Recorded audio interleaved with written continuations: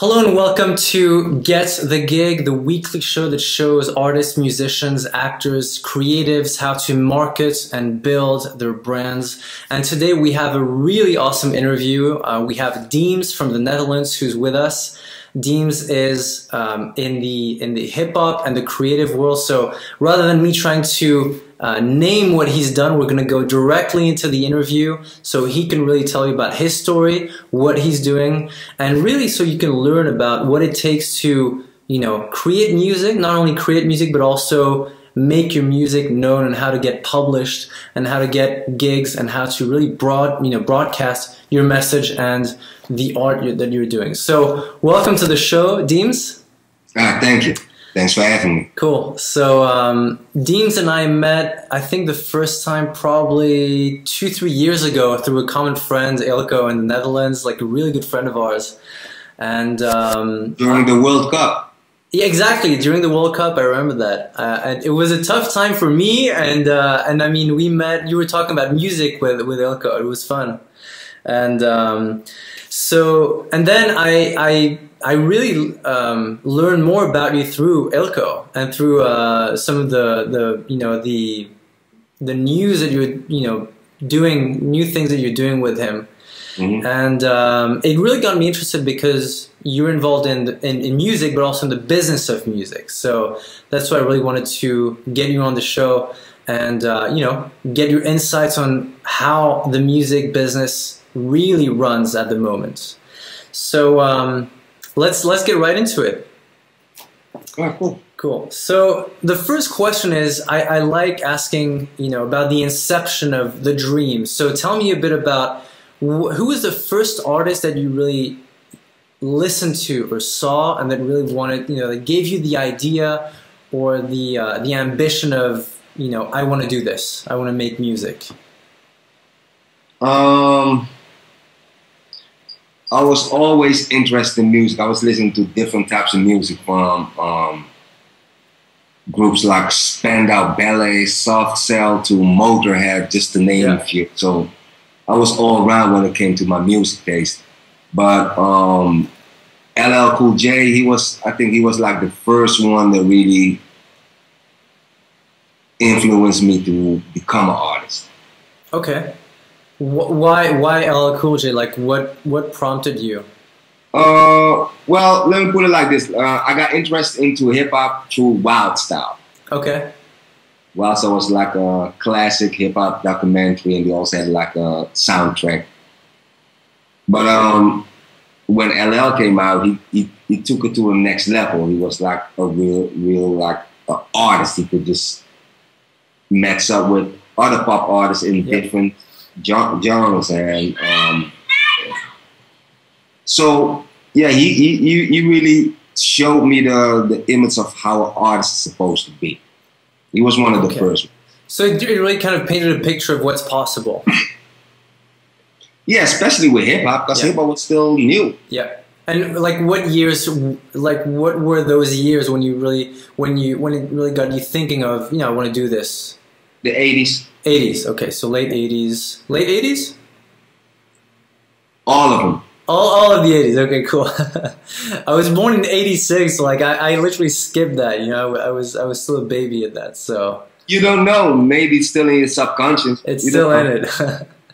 Cool, okay. So a question that was kind of improvised that we didn't really plan on was, just before this call, we started talking about how you create music. So if you can, walk us through a bit about what you do to start with, kind of, now that we know that LL Cool J was kind of the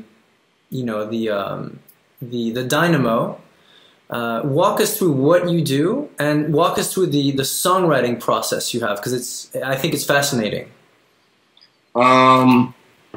Usually I just start thinking about a concept. Yep. That could start with the title of a song or just the subject. But the way I write is I take inspirations from movies, books, and having a lot of conversations with myself. Yep. Okay. I write everything down. Every line that resonates with me or gives me a certain insight, I write down. Okay. And that's how I create a file of lines. Like right now, at the moment, I got like more than 25,000 words where I can pick from for the EP that I'm working on now. Cool. So let's say I got a song about let's say the difference between the conscious and the subconscious, because I got a lot of songs that go that direction. Yeah. Then I just go through my whole selection and just select all the lines that got to do with the mind or whatever. And when I have that selection, that's when I start building the song. Interesting. And why I find that fascinating is I've written 2 books, and to write a 200 to 250 page book, it usually takes about 60 to 65,000 words, right? Oh, really? So 25,000 is around 100, a bit less than 100 pages of text. So it's huge. That's what I'm trying to, to get to. It's like, it's a lot. Like how long does it take you to get to that volume of words, or like that kind of, that reserve, and then be like, okay, I have enough material to really get going and write? You see, that's the dilemma. It's never enough. Yeah. Because I added some new lines last night. Yeah. Every time when like I said, when I'm reading a book or watching a movie or even having a conversation like this, yeah, some lines will stick. Yeah. So you will always add lines.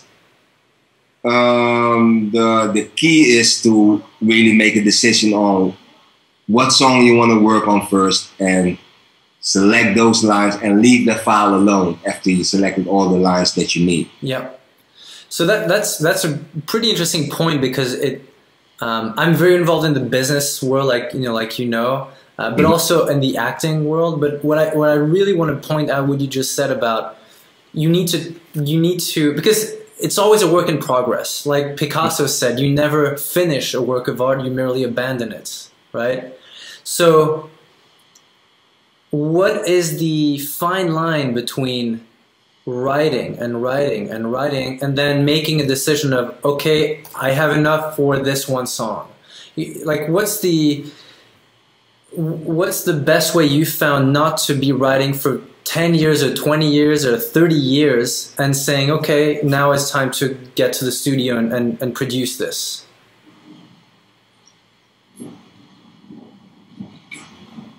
So I guess when you switch from songwriting to song producing, it comes down to a feeling. Okay. I think a lot of artists make the mistake of wanting to be too technical, too perfect. Yeah. And I mean, I got the same. Every artist got it, but it's not just the art of making a song. It's also releasing it. Yeah. Sometimes you just gotta let it go. So I base it on a feeling. Yeah. Okay. I wasn't always like that, but that's the way I am now. I base it on a feeling. If I feel like, okay, the song is ready now, it's ready. Okay. Then I'm not gonna double check it and see if there are other lines that I might even make better or have the urge to change it, because that's gonna happen if you're gonna keep working and working and working on the song. Yep. Okay, so it's the same thing in business. It's exactly the same thing, or in movie making. At some point you need to, it is a gut feeling decision of saying, okay, this needs to go out now. I need to get this out. Okay. So that's interesting. So for example, for those 25,000 words, how long, how many weeks, months, or years have you been compiling everything into that for, and do you feel that now, okay, I have enough to get going?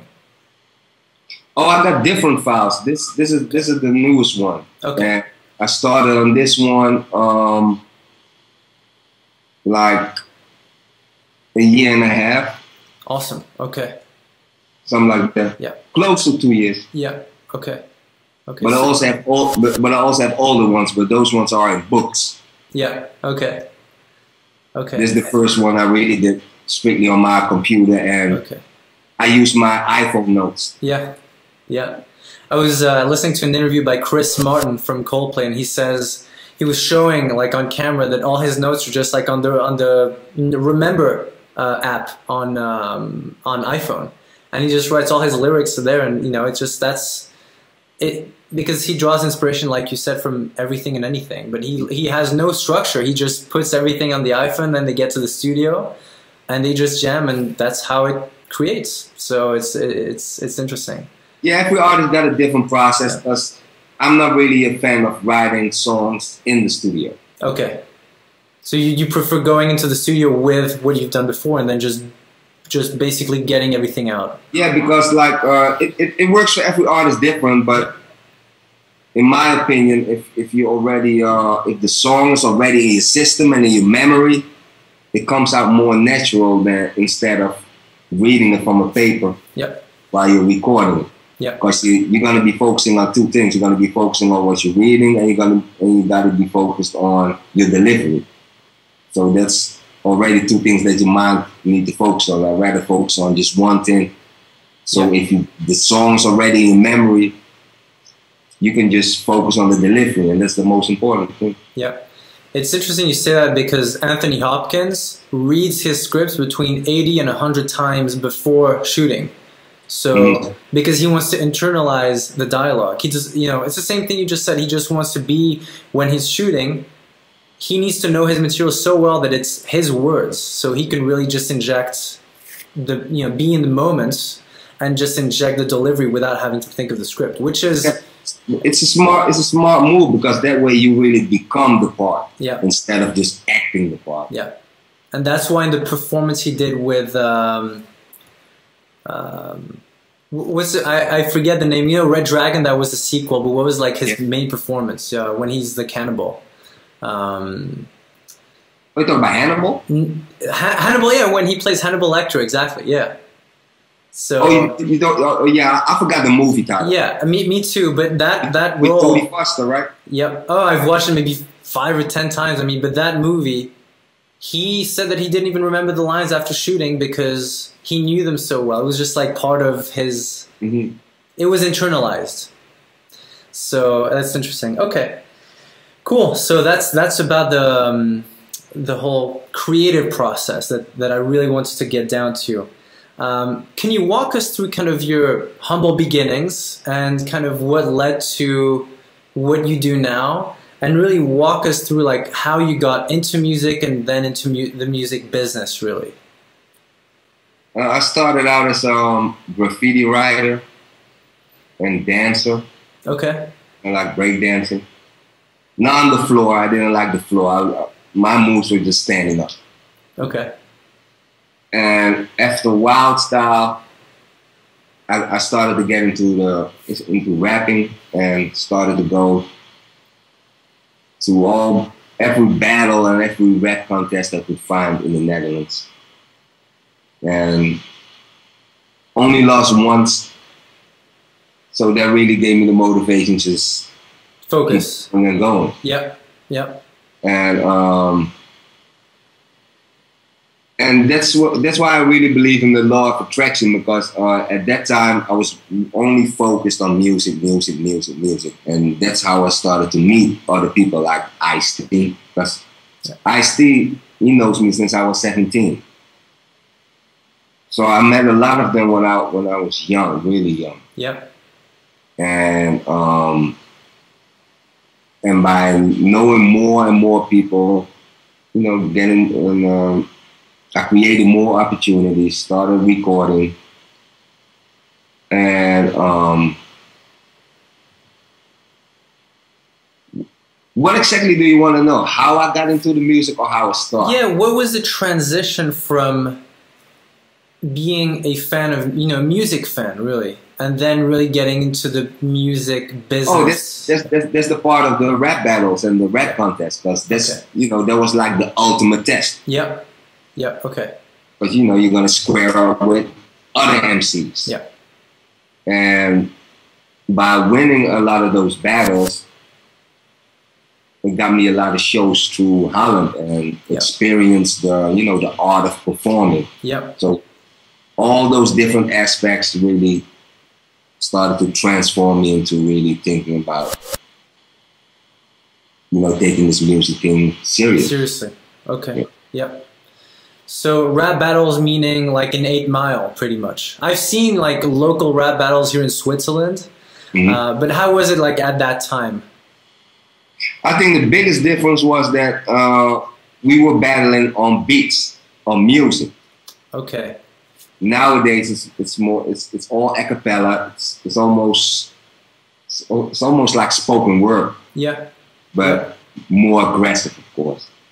Okay, so it was more music based than lyric based. Yeah, it wasn't just the battle. It wasn't just battling with words, but also with delivery. Because when you would rap on top of the beat, you also had to adapt your flow and your delivery. So it was just more aspects. And nowadays it's more about how slick the things are that you say, and how you deliver it. And it's still cool. I like the progress of it because it's more technical now. Yep. Okay, interesting. So there's been a pretty big evolution from rap battles in the 80s to rap battles now that you see, you know, with youngsters coming up. Even 90s, 80s, 90s. I think this I think this started. I'm not sure, but I think it started like 10, 15 years ago. Okay. Yeah. The way they are battling right now. Yeah. So okay. It might change again in a few years. Yep. Yep. Yeah, we'll talk to like the young generation, kind of what what you're doing with them.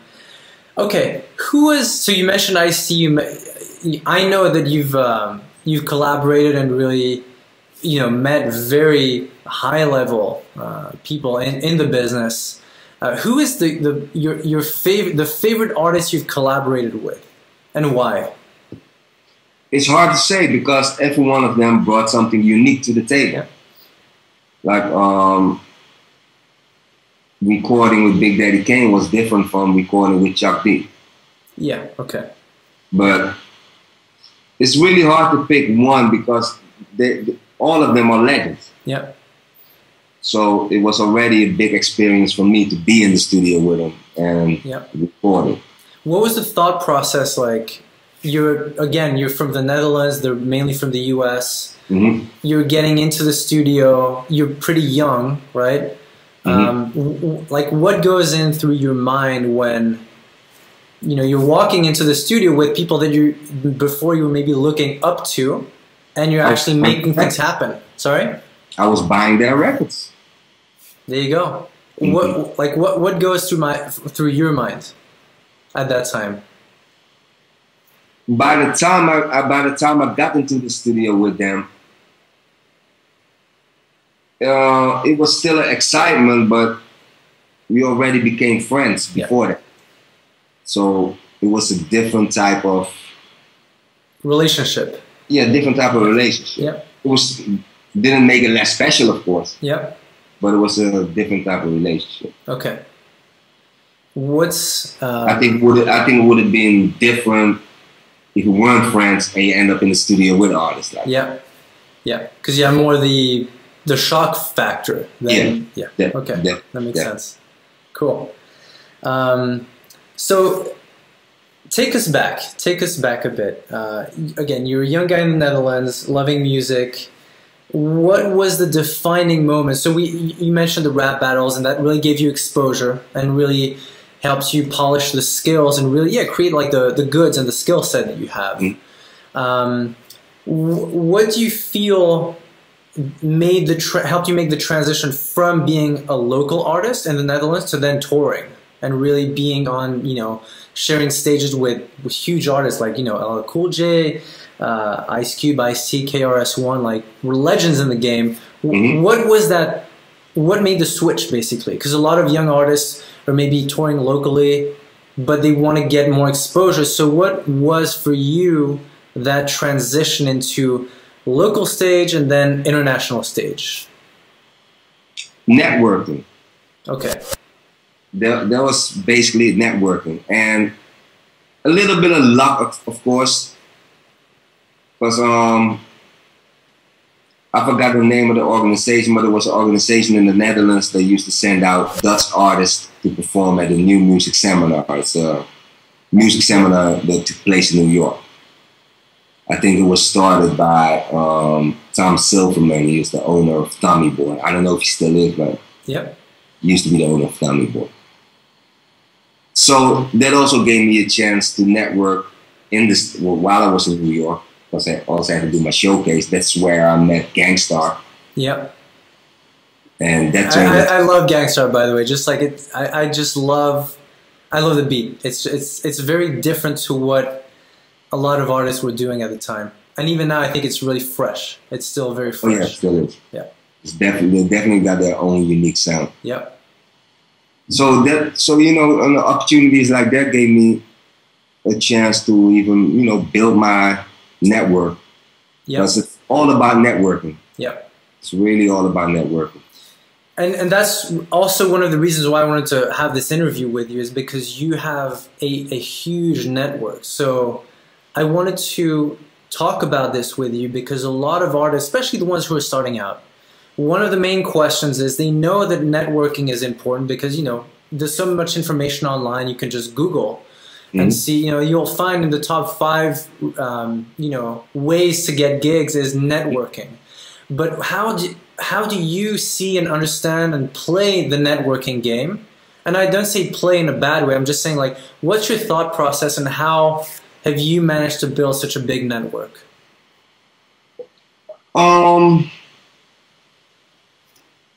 First of all, by being nice. Yep. A lot of people underestimate the power of being a nice person. Yep. People will always remember that. If you treat people nice and respectful. Yep. And that's like the first thing. Yep. And I'm not the type of person that will ask you for anything. You know, unless, you know, it comes to a point that we think about a great concept or anything. But I don't ask for stuff. And a lot of artists, because of their eagerness and their drive, you know, they tend to ask too much in the beginning. Too much too soon. Too much Absolutely. Too soon. Absolutely. Yep. Too much too soon. Yeah. So it takes time. A lot of people don't have the patience to build a network and to, you know, to keep their contacts. Yep. And like for instance, China is a good example. Yep. Like in China, relation is almost has even more value than a contract. So yeah, I get that. Over there they call it guanxi. Yep. Guanxi means relation. It's all about relation. Yep. Like they will take you to a KTV, that's like a Chinese karaoke. Yep. And restaurants or clubs, or maybe like 6, 7, 8 times before they even start talking about business. Business, yep. Because they really focus on getting to know you first. Yep. And you better believe that it will make you drink. Because a lot of the Chinese I met, they believe that when a person is drunk, he shows his true nature. Okay, that's interesting. So, but that also gave me, you know, when I got there and found out that that's the way they work, it's really proof of how important it is to build a relationship. Yep. Nowadays, people want instant gratification on everything they do. Yeah, that's right. I mean, they have no patience. Yeah, and that example of like too much too soon is funny because I spent 2 years in LA in 2008, and in LA, if you say that you're an actor, no one pays attention to you. Like it's the worst thing you can. Even if you are an actor, the worst thing you can say is I'm an actor, because just people. Because if you're really an actor, the way LA works is if you're an actor, I would know about it because I would see you. But if you're an actor, I'm not seeing you.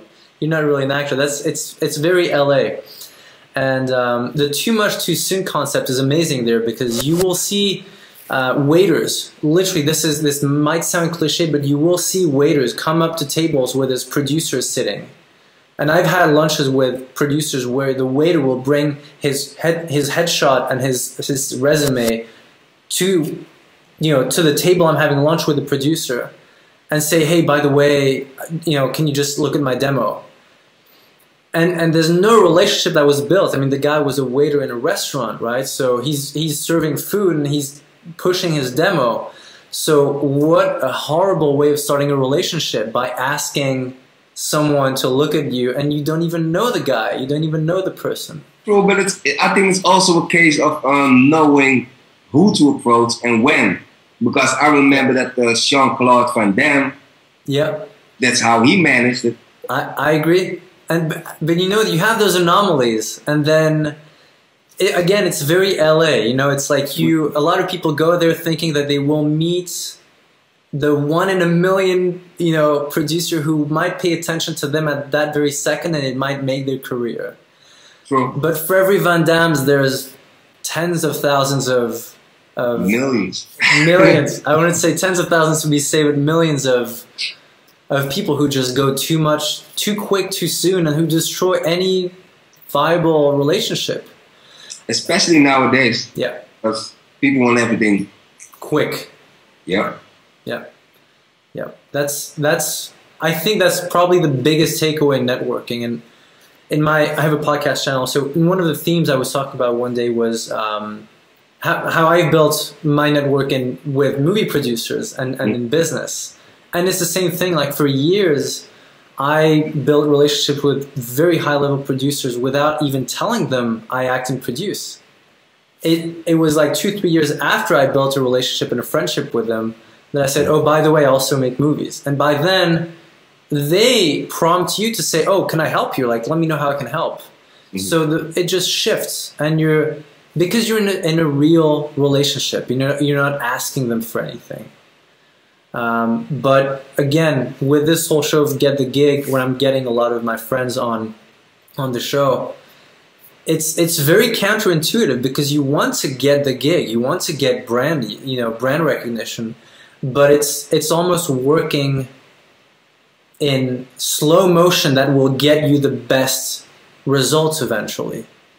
So you have a process, like, let's say, again, like going back to like the relationships you build, like in New York, traveling from Holland to New York.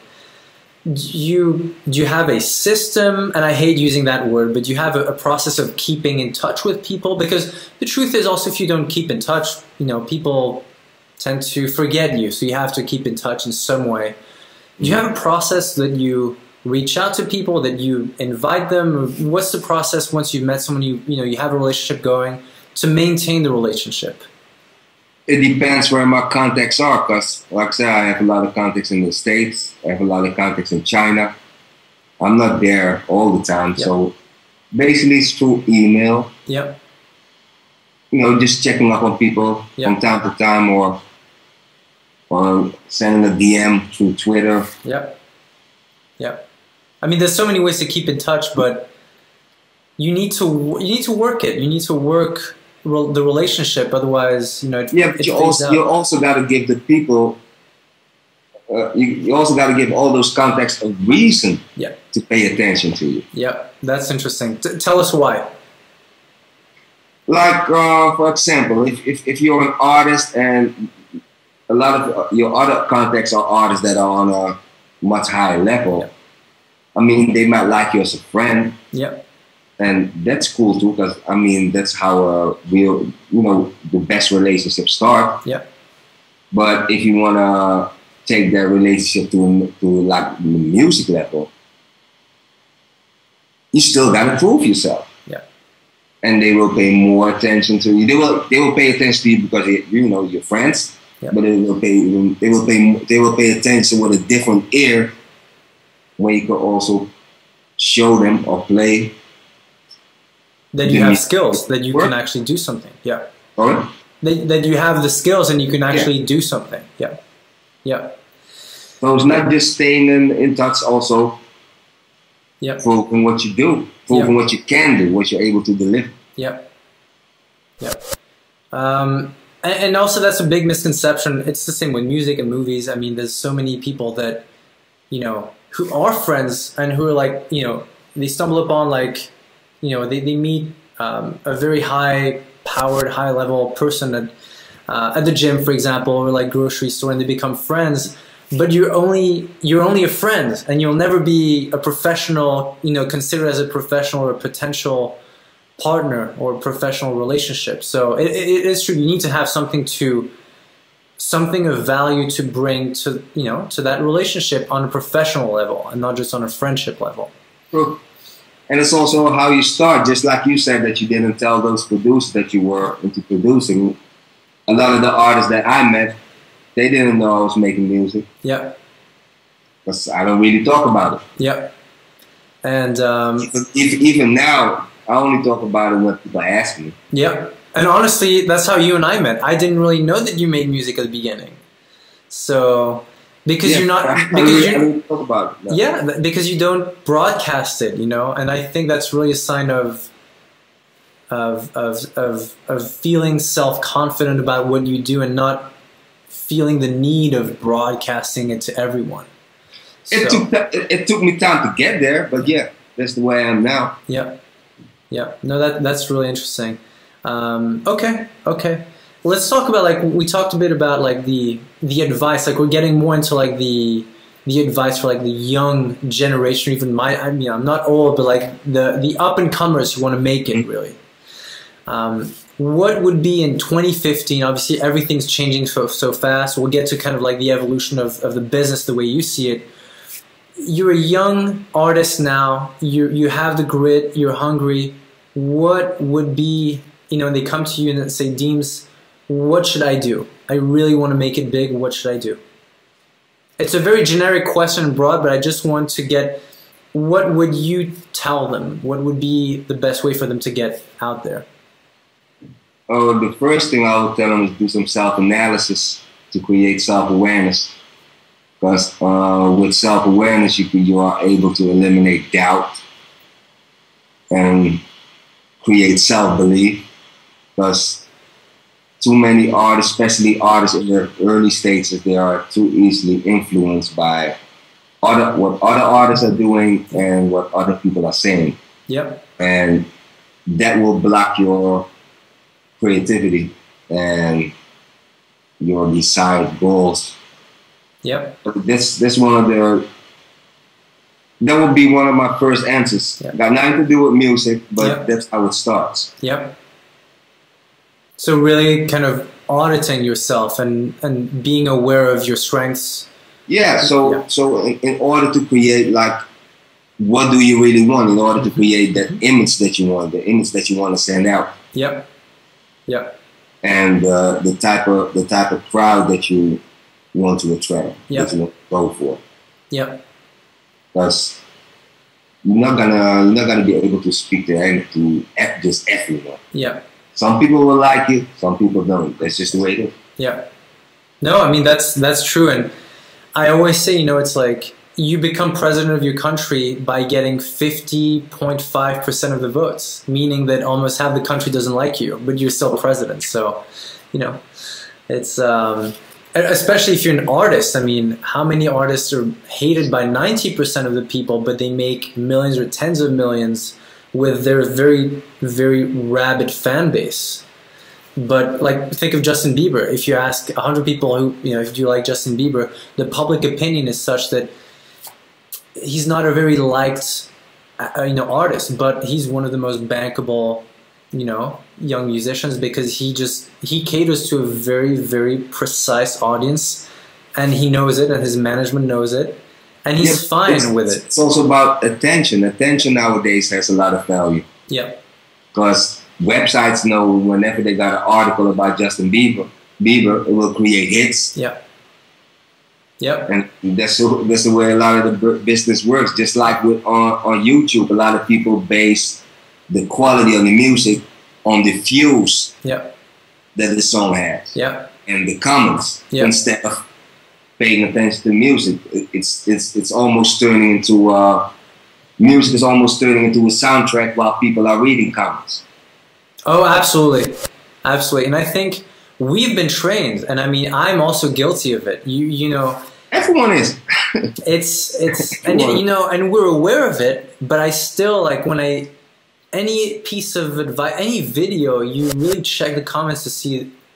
First of all, you check. I mean, I check the ratings to see like if it's more of a positive, is it more of a liked video or not, and then look at the comments to see if it's legit, and then I consume the content, which is, you're already biased in your mind, and I'm aware of it, but you're already biased.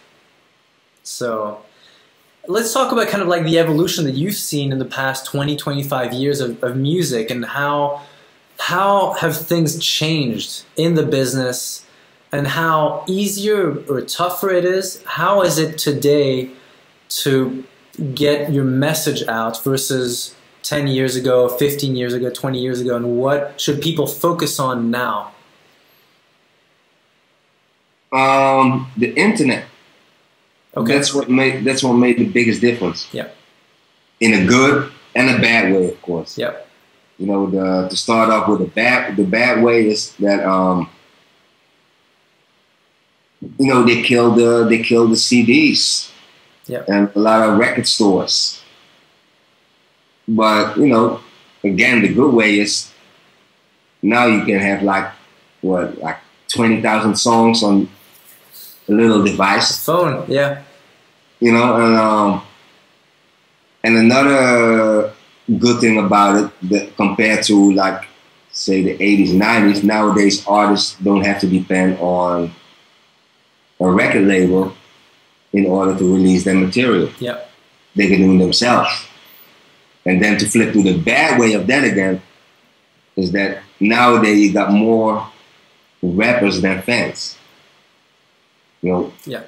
Everyone's talking about hip hop. Yeah. Well, let's talk in general, even with all music nowadays. Yeah. Seems like you have more artists than fans. Everyone is an artist now, because nowadays you can just you don't need to go to an expensive studio no more. Just with some software and a mic setup, you can do this shit at home. The barrier of entry is non-existent now. There's no cost of entry into the business. A lot of stuff is easier, because we can record a song right now. Yeah. Shoot a video on an iPhone. Yeah. Upload the track on TuneCore or CD Baby, like digital distributions companies. Yeah. Your track will be on iTunes within 24 hours. Yeah. Just release the video on YouTube, and you got a release. It doesn't mean that you will attract a lot, attention. You know, because a million other ones are doing exactly the same. Yeah. So that's like the more of the bad side. It's good and bad mixed, all mixed. Yeah. And that brings me to like one of the next questions, which is what to do. You just described the exact path of an up and coming artist. He wants to make a few songs, or he's made a few songs. What to do really? Because you're competing with a lot of people. So what to do, in your opinion, to really kind of start setting yourself apart? By being satisfied first. A lot of people are looking for satisfaction or confirmation from outsiders. Mm-hmm. So that's one of the first things. And satisfied in your music and like what you put out in that sense. Yeah, I mean, like I always tell people, like, don't create anything that you wouldn't buy yourself. Yeah. And a lot of artists just check what the radio's playing. Mm. So they get too easily influenced. Yeah. So that's like the most important thing. Yep. And so let's say now you have a few tracks online, for example, on iTunes or like SoundCloud. What would you? Let's say you're grooming a young artist, which I know you are. I know we'll get to that in a few moments. What do you tell them? You know, let's say someone's doing something. What do you tell them to promote yourself? The self-awareness and the self-analysis of what I explained earlier. I tell them to do research on the internet. Okay. You know, go check some industry blogs. Yeah. Like, go check Hypebot as example. You got a lot of music blogs writing about marketing, promotion, branding.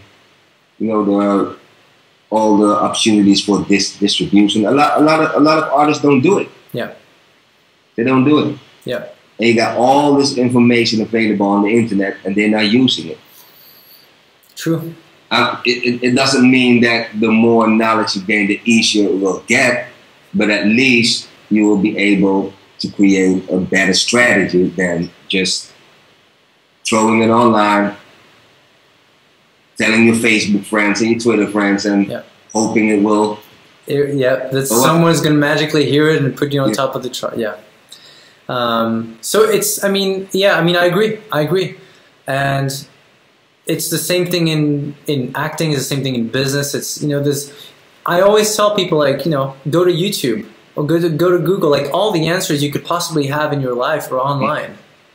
If you don't know how to promote your music, or if you don't know how to make such and such beats, Google it. Everything is online, but a lot of people are lazy, and they will come to you, or they'll come to someone else and say, I don't know how to do this, or I'm blocked by this. And the question is, have you Googled it? Have you YouTubed it? Because everything's up. Everything's up. Yeah, but and artists also need to learn that they need to look outside of their market. Yeah. Like, I used to read a lot of articles by Seth Godin. Yeah. And another guy, I forgot his name, from Music Think Tank, and a guy called Bob Baker. Yep. Who wrote books on music marketing. Yep. Well, basically, Bob Baker's really about music marketing, but like Seth Godin, got nothing to do with music. Yep. But you can still learn and apply all those, all the stuff that he writes about to your own material. Yeah. Yeah, because I think in any industry, everyone's looking at each other. There's a lot of insecurity in any business, and everyone's looking like, oh, this guy's doing this, so I need to do this. But they haven't thought of why he's doing it. Maybe the guy's doing it completely wrong, but everyone's copying each other. Well, and I always, I like to look at how the game industry, the movie industry, especially with the game industry, like, I like to, you know, pay attention to how they release a game and how they build up to it. Yeah. Yeah. How to engage the audience. You know, you can learn a lot of stuff. Yeah. Yeah. But people tend not to look at it just because it's got nothing to do with your main thing. Yeah. But basically, it all comes down to the same thing. If your music is a product. Yeah. And you need to learn how to release that product and get it out there. Yeah. And reach that audience you're looking for. Yep. And I think what you just said really summarizes a lot of the issues that creatives have, because there's so much emotional attachment to what you do, because you put in months and years of your life. But at the end, you know, it is understanding that it is a product, and that even you today, you are a product. Your name is a product. Your brand is a product. Can you talk more about that and how you feel it's evolved, let's say from the 80s or the 90s, where, from my perspective at least, and please correct me if I'm wrong, but the way I see it, maybe there was more love and attention towards the actual music. And now it's really more about the brand that you're putting out on social media. And if you don't pay attention to the brand, it's very tough to make it. That's kind of my perspective. I just want to have like kind of you being in the music. You already gave the answer to your own question. Okay. It is, that's the way it is. Well, it started with MTV. Yep. You know, there was a song, I forgot the name of the group, but the song is called Video Killed the Radio Star. Yeah. I remember the song. Yeah. It's a huge song. That song is prophetic, because that's what happened. Yeah. As soon as the shift was made to videos, a lot of the artists were like great voices but didn't have the right image. It was over. Yeah. And that's and now it's even faster than that. I mean, look at Lady Gaga. Yeah. Where's she at now? I mean, she still had Well, the difference with Lady Gaga is she can really sing.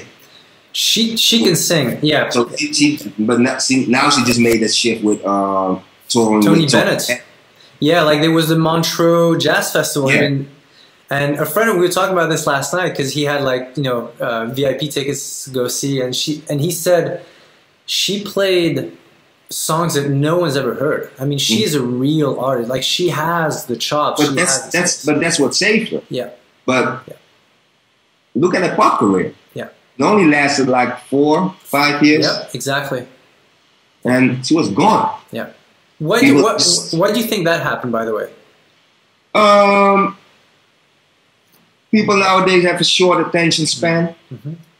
And if the song doesn't hit, they just go look for the next flavor of the month. Yeah. And I think during that time, Katy Perry or Katy Perry? Yeah, Katy Perry, yeah. Yeah, Katy Perry, she started coming up. Artists like Jessie J, and if you talk about pop artists in that direction. So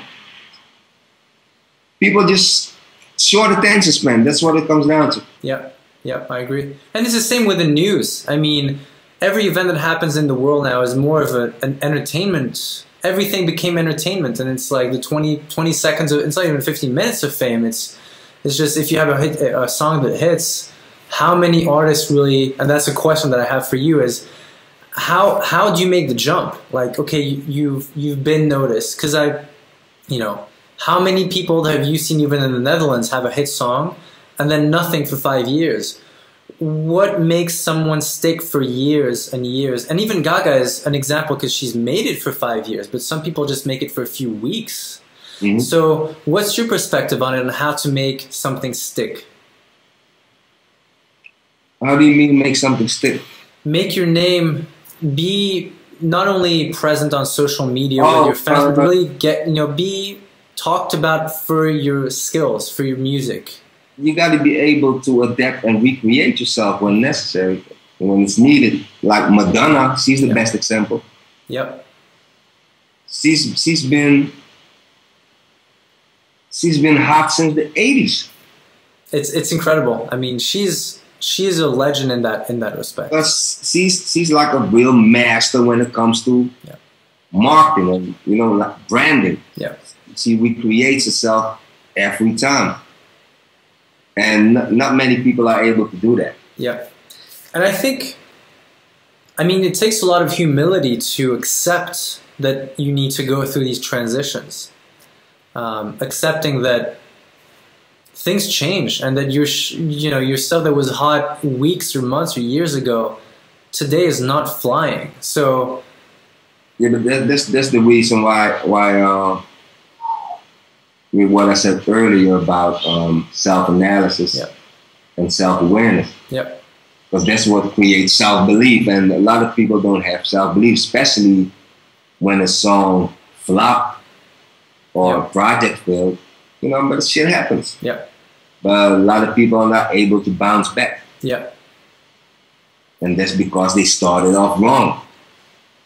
Wrong in what way? I think I understand what you said, but start off wrong in what way? By not having self-awareness, not having self-analysis, not doing any self-analysis to really know what they really want. Yep.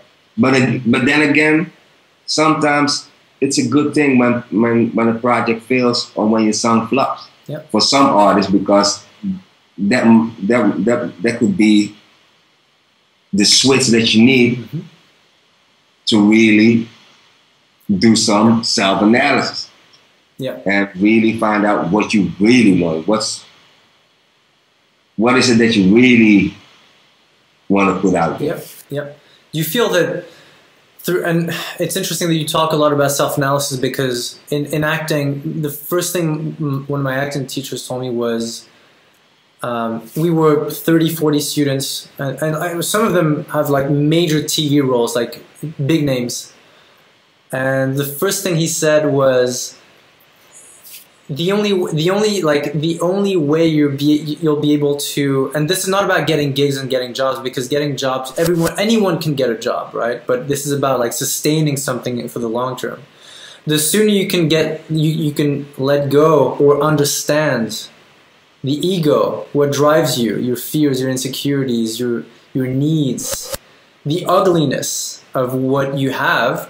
Not that you're a bad person, but just accepting the shortcomings of being a human. The bigger and the faster the breakthroughs you'll have in acting. And so it's funny because the more you talk about self-awareness, the more I'm getting the sense that it's very, I mean, we could have an acting conversation and all the words you say match exactly the same for acting. About introspection, finding out why you're doing what you're doing, and what drives you really, and you know what scares you, what drives you, and what your ego needs to be satisfied, and understanding the decisions you make. The question I have for you is, do you feel that you know that has evolved throughout your career in terms of the needs you have or the answers you get when you ask questions? Do you feel that that's evolved as part of you as a human being and also as an artist? Or do you feel that you find the same themes over the last 20, 25 years? Both. Okay. Both is a combination of both. Because, like I said, sometimes you need to fail in order to wake up. Yep. So it's just like I said, it's an evolution. Yep. And you know, some of them have very mature souls, so they get there sooner. Yep. And some of them are late bloomers. Yep. But with every creative process, the self-analysis is very important. Yep. Because if you don't do that, if you don't get to know yourself and really know what you really want, you're gonna just go with every wave that will come at you. Yep. And you're gonna end up nowhere because it's not really you. Yep.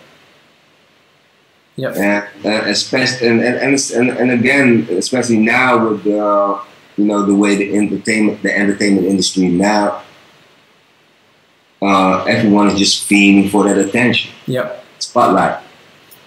I mean, like, look at all those competitions like The Voice or American Idol. Nobody remembers the winner from 2 years ago. I mean, even no one remembers the winner of the show the week after. I mean, it's crazy. I can name maybe one person, but that's it. Yeah. Yeah. Usually, when people do remember, it's the first winner. Yeah. Yeah. No, but like those shows are really example of how the current entertainment industry is now. Yeah. Yeah. And I mean, like Kim Kardashian, she's a good example. Yeah.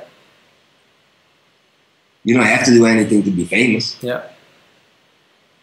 Because what are our skills? No one really knows, right? I mean, the skill she has is really something. Yeah. Sorry? They're worth something. Yeah. People are paying her a lot of money. So I think I talked about this in a recent podcast where I say that she's in the game of attention and she gets, no, really, that's, you know, when you really look at what she's doing is she understands the game of attention and how to get attention. And she's a master at it. But that's, you know, that's kind of it. I mean, there's no skill in music yet or acting. I've seen her act. I think she can act pretty well. But her main skill is getting attention. She's very good at it. And she's very well rewarded for it. I mean, she makes a lot of money just getting attention. And it's very descriptive of society. I agree. You know, and as a creative, you need to be able to combine both. Yeah. You know, be able to have to manage the skill of getting attention, but at the same time not drifting off from your core essence. Yeah. What do you think would be, and I mean, I agree 100% with that. What would be the percentage of allocation and time that you would tell an artist between producing music, like really working on skills and producing music, so doing that thing, versus promoting that thing, so promoting your brand? What would be the percentage that you would recommend?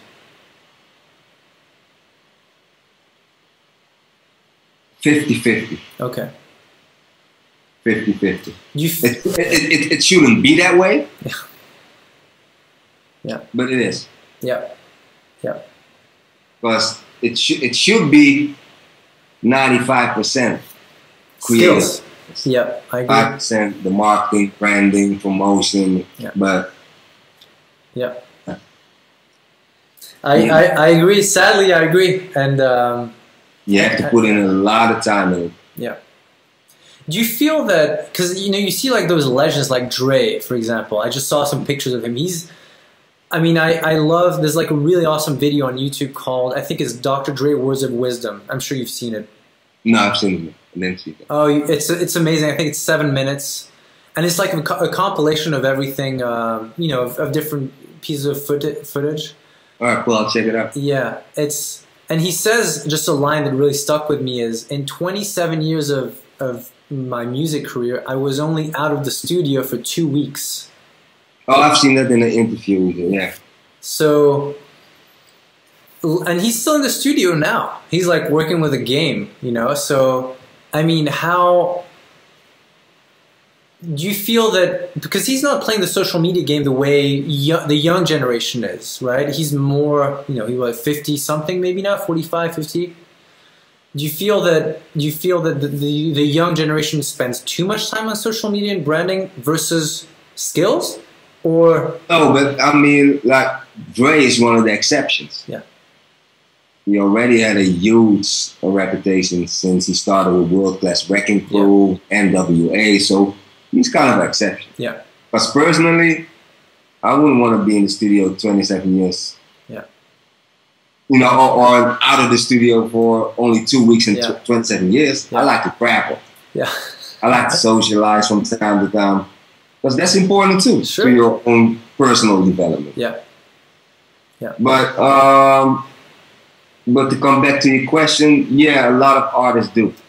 A lot of artists spend too much time on social media, but that's also proof that it's still being influenced by what other people are saying. Yep. That's why I can never understand artists arguing with other artists on Twitter. Yeah. Why? Yeah. And then it's a headline on the newspaper, on TV. Yeah.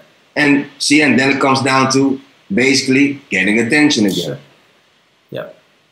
So yeah, a lot of artists are spending too much time on social media and airing too much of their personal issues. Yeah. And it's so easy now because you're at home on your phone. You're 10 seconds away from blasting anyone on your Twitter feed, and it's so easy. It's cheap. Yeah, but it's feeding for attention, and Dre's like really example for if you would, how would I call it, like absence is presence in some cases. He's like a prime example. Yeah. It doesn't work for everyone, but for him, some people are, most artists nowadays are over the top with their social media. Yeah. Yeah. No, I agree, and I saw, maybe you saw this a few days ago. Michael Douglas was saying there's a problem with U.S. actors because all the U.S. roles are getting taken by British and Australian actors. Mm-hmm. Because the British school and the Australian school of acting is really more geared towards skills and chops and theater, and the U.S. actors are more geared towards social media. And so he says that the real acting gigs, where you need to deliver chops, are taken by the Australians and the British because they work more on their skills. Versus the U.S. school of thought in the last 5-10 years, which is way more on the brand. And now the U.S. actors are losing main roles in Hollywood to foreign actors. And he was telling actors, just get off social media, like work on your skills because you're losing roles. So I think it's a tendency. What about your opinion? Unfortunately, you said 50-50. I think that in today's society, seeing how people consume information, I think that it's even more, sadly, I hate to admit it, I think it's sadly more towards, you might have better results as an artist, meaning more attention and building a bigger fan base, marketing yourself and branding yourself in social media. But I'm like from the old school of, old school state of mind of you need to work. So when I was a pro tennis player, everything went through, you need to work on your skills. It's skills, it's hitting thousands of serves. So I come from that very concrete place where you need to have the skills to do what you want to do. So, but the reality is the market consumes information in a way today that sadly you might get better results focusing more on your brand. I hate to say it, but that's how the state is today, I think. Yeah, that's why I'm saying 50-50. Yeah. And even, I don't want to name names, but you see in the electronic space, electro EDM space.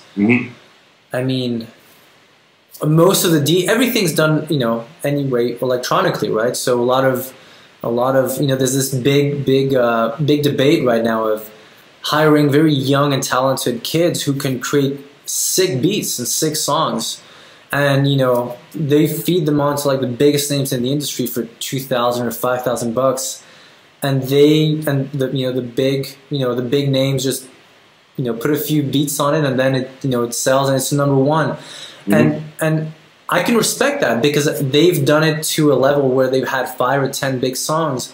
But I think it is a bubble. I think eventually with more transparency, we might see artists who are very talented and who are feeding very good music to big names saying like, I don't need the big names to endorse me because I'm good enough. Do you see what I mean? Like, I think that maybe eventually it might come back to the skills, which me being a, workhorse, I would appreciate that more, someone who's built the chops and the skills. Well, you're probably right. I mean, everything's a cycle. I mean, look at the rise of vinyl. Yeah. Since the past 2 years. The rise of the sales of vinyl just went straight to the roof. Yeah. And I bet a lot of people don't even have record players at their house. I don't. But some people just still buy it just because, the artwork, and it's like a one and a half. Yeah. So I think a lot of it goes in cycles. And with the EDM, I understand it. And I understand the popularity of it because people don't have to think. There are basically no lyrics involved. Yeah. It's the perfect way for a lot of people to end their work week and forget about all their personal stress. Yeah. But I think the danger lies in the fact that it all sounds the same. I agree. Song after song after song. So after a while, I think that people will get tired of that same formula, but also like the ones with the real skills will stand up and stay. Bring that difference that it will need to sustain. Yeah, I agree. And if you look at like the legends in that world, like Tiesto or Van Buren, they are the equivalent of like the Dre's and and the Jay-Z's in more of that hip hop space, because they've built their fan base for 15, 20 years. So they still, I mean, they've done it when there was no machine really. It was just them, creating music. And I think that tendency now of all this, that's why I call it a bubble, because everyone can jump in, create a music a song very quickly.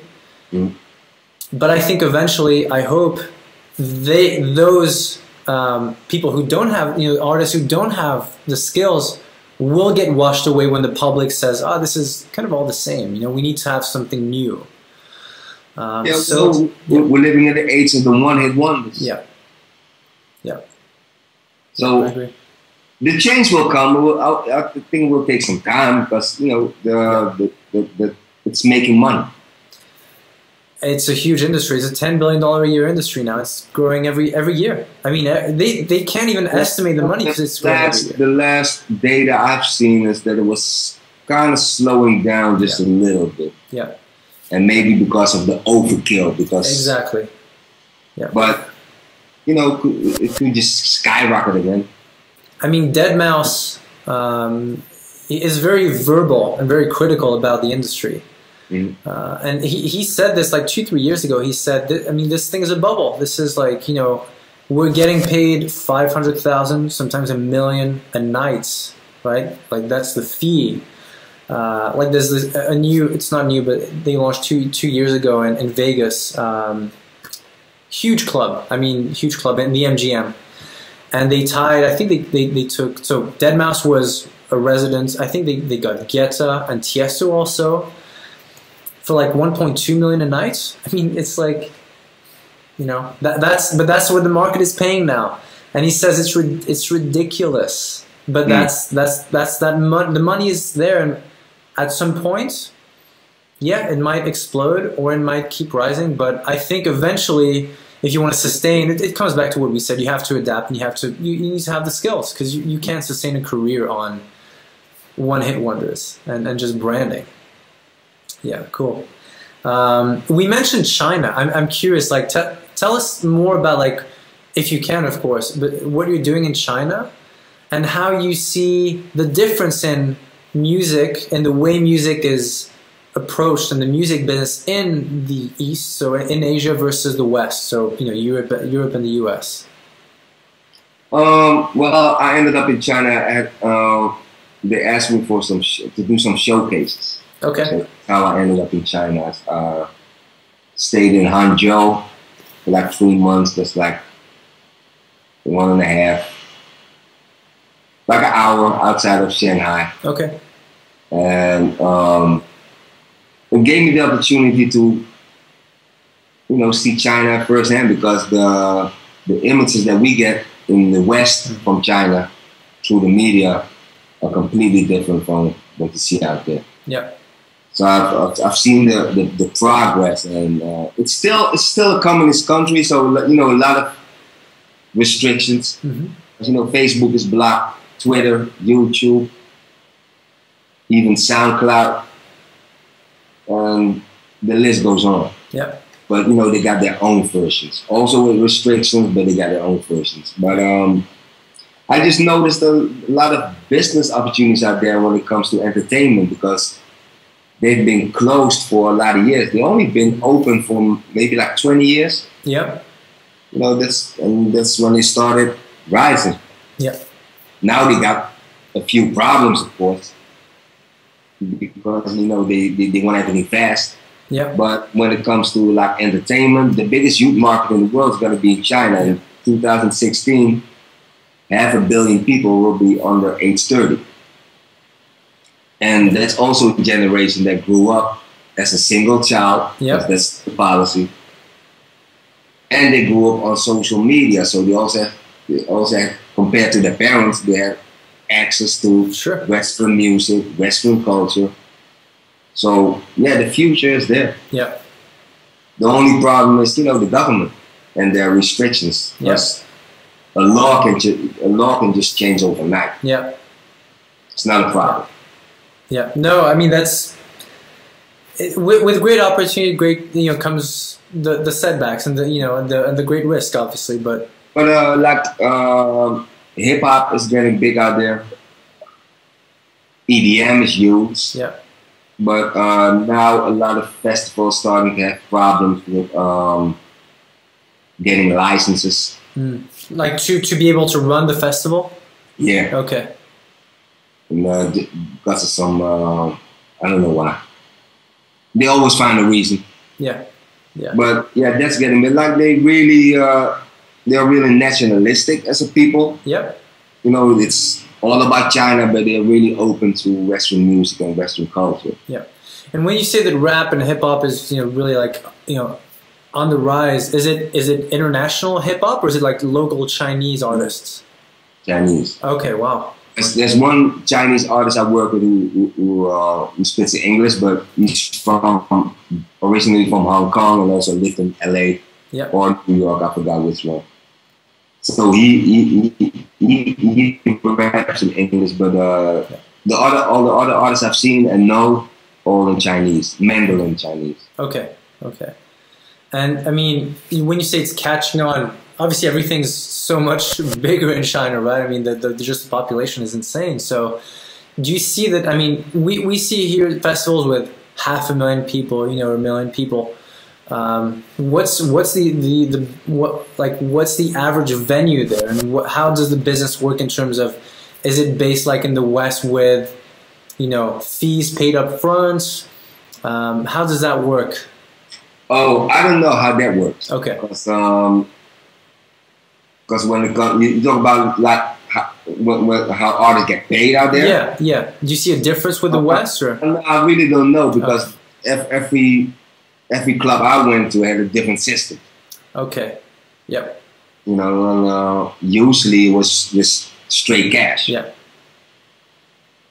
But the fees are a little bit lower down there. Yeah.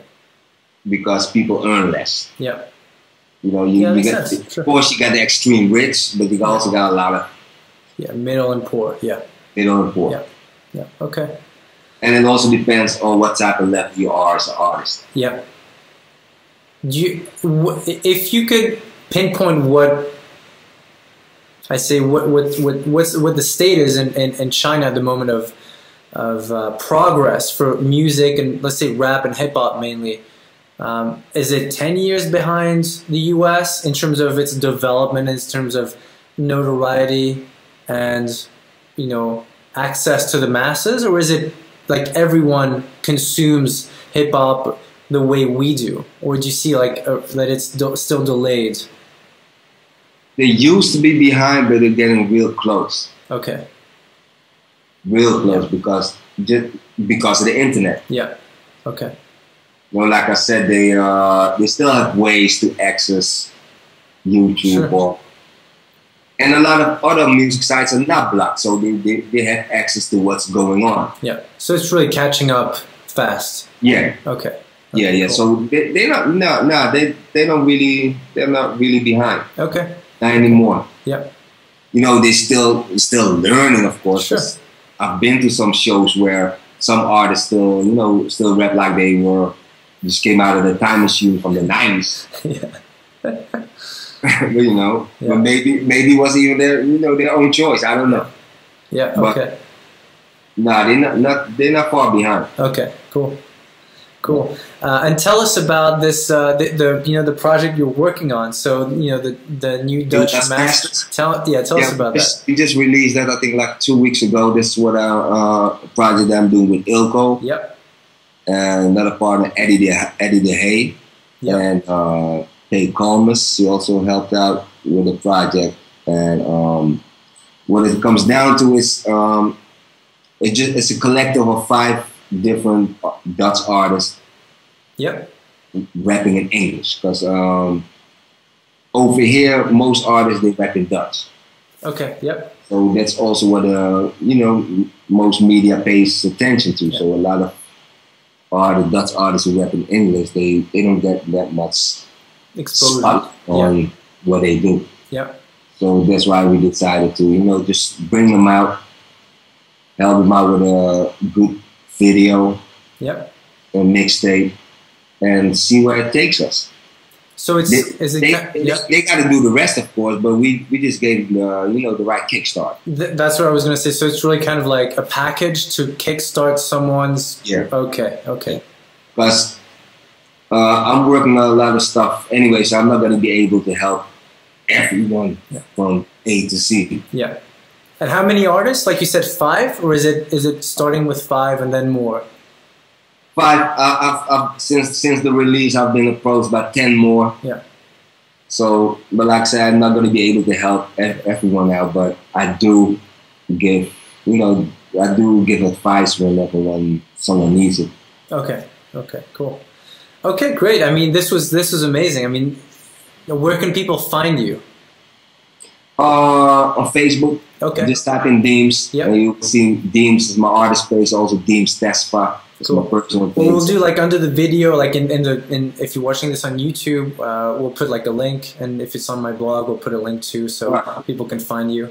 Find me on Instagram, awesome. Deams_, and on Twitter, just Deams. Yep. We'll put all your social contacts. Any closing thoughts? any closing thoughts that you want to, you know, repeat or highlight or even, you know, throw in again? Yeah, to make sure that you, as an artist or any creative, maintain your drive, your desire, your ambition. And I mentioned it many times already, do some serious self-analysis. Yeah. To create the self-awareness you need in order to sustain your career. It doesn't matter what field it is. Because if you're gonna drift off from the path that you really want to take, it's not gonna end up very well for you. Yeah. You're gonna be disappointed.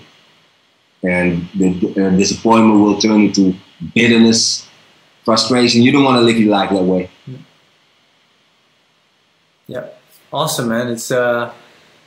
It was, I mean, I know you, so I knew there would be a lot of that unconscious and, you know, introspective that you would be sharing, but I think it's interesting that for you, it's what I get out of this is really look within to be better outside, which I think makes sense for everything you do pretty much. So, okay. Awesome. Thanks a lot for this. Thanks for being on the show. Yep. And everything will be, so you can find Deams in the description on YouTube and like just under the video if you're watching this on the blog. And feel free to reach out to Deams directly if you have any questions for your career for like hip hop or rap or any advice you need. Thanks, Deams. Thanks for everything. It was a great show, and we'll talk soon. All right. Thanks. Take care. Bye. Go to MatthiasMazur.com to watch more episodes of Get the Gig and connect with Matthias on social media. See the links in the description below.